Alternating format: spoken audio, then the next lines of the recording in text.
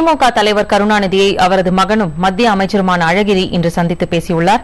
திமுக தலைவர் பதவிக்கு தனக்கு பிறகு ஸ்டாலினை தான் பரிந்துரை செய்வேன் என்று கருணாநிதி அறிவித்த பிறகு நடைபெற்றுள்ள சந்திப்பு இது.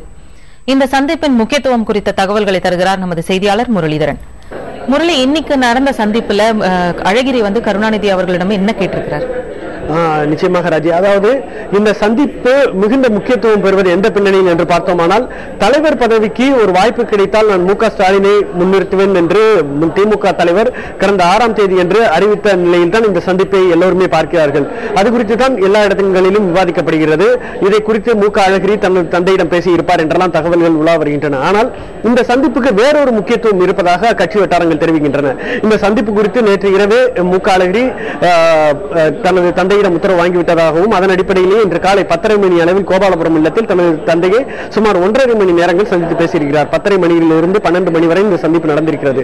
எதற்காக இந்த சந்திப்பு நடந்திருக்கிறது என்று பார்த்தால், கட்சியின் தலைவர் பதவியை திமுக தலைவர் கருணாநிதிக்கு பிறகு ஸ்டாலினுக்கு வழிமொழிவது குறித்த விவாதத்தை விட வேறொரு விஷயம் இந்த சந்திப்பின் போது விவாதிக்கப்பட்டதாக கூறப்படுகிறது. அது என்ன என்று பார்த்தோம்னால், ஒரு செய்தி வெளியாகி இருக்கிறது. நேற்று திமுகவின் மத்திய அமைச்சராக இருக்கும் மு க அழகிரி பதவி ஏற்கும் உரத்துறையில் உர நிறுவனங்கள் பல கோடி ரூபாய் பலன் பெறும் வகையில் சில விஷயங்கள் நடந்திருப்பதாக சில ஊடகங்களில் செய்திகள் வெளியாகி இருக்கின்றன.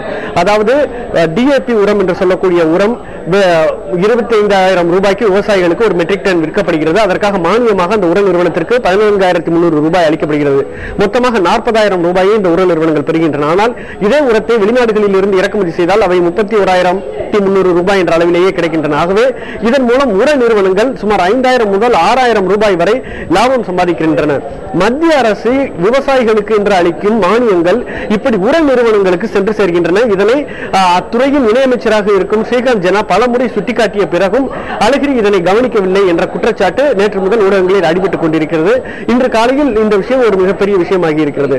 இதனை அடுத்து இந்த விவகாரம் குறித்து தனது தந்தையும் திமுகவின் தலைவருமான கருணாநிதியிடம் விளக்குவதற்காகவே மு க அழகிரி தனது தந்தையை சந்தித்ததாக சொல்லப்படுகிறது. ராஜி, முரளி, இந்த சந்திப்பிற்கு முன்னதாகவோ இல்ல சந்திப்பிற்கு அப்புறமாவோ அவர் செய்தியாளர்களிடம் பேசினாரா? அவர் தரப்புல என்னென்ன விளக்கம் கொடுத்திருக்கிறார்? அதாவது இந்த சந்திப்பிற்கு முன்னதாக செய்தியாளர்கள் அவரிடம் பேச முயற்சித்த போது நான் பேச முடியாது என்று சொல்லிவிட்டு தான் சந்திக்க சென்றார். பிறகு திரும்பி வரும்போது செய்தியாளர்கள் அவரிடம் இந்த உர விவகாரம் குறித்து கேட்டபோது பதில் சொல்ல முடியாது என்று சொன்னார். ஒரு வரியாவது பதில் சொல்லுங்கள் என்று கேட்டபோது போய் பிரதமரையே கேளுங்கள் என்று பதில் சொல்லிவிட்டு சென்று விட்டார். ஆகவே இந்த விவகாரம் குறித்தோ அல்லது மு க ஸ்டாலினை தலைவர் பதவிக்கு முன்னிறுத்தும் விவகாரம் குறித்து எந்த விஷயத்தையும் பற்றி செய்தியாளர்களிடம் பேசுவதற்கு மு க அழகிரி தற்போது தயாராக இல்லை என்பதுதான் உண்மை. ராஜி, இருவருக்குமான இந்த சந்திப்புல என்னென்ன மாதிரியான ஆலோசனைகள் வழங்கப்பட்டது, என்னென்ன மாதிரியான விளக்கங்கள் தரப்பட்டது முரளி, அந்த விவரங்கள் இருக்கா?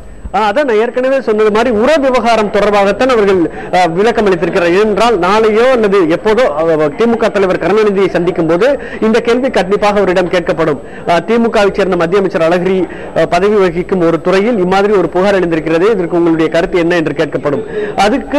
அதற்கு திமுக தலைவர் பதிலளிக்க ஏதுவாக தனது தரப்பு வாதத்தை மு க அழகிரி தனது கட்சியின் தலைவரிடம் தெரிவித்திருக்கக்கூடும். இதுதான் தற்போதைய நிலை. ராஜி.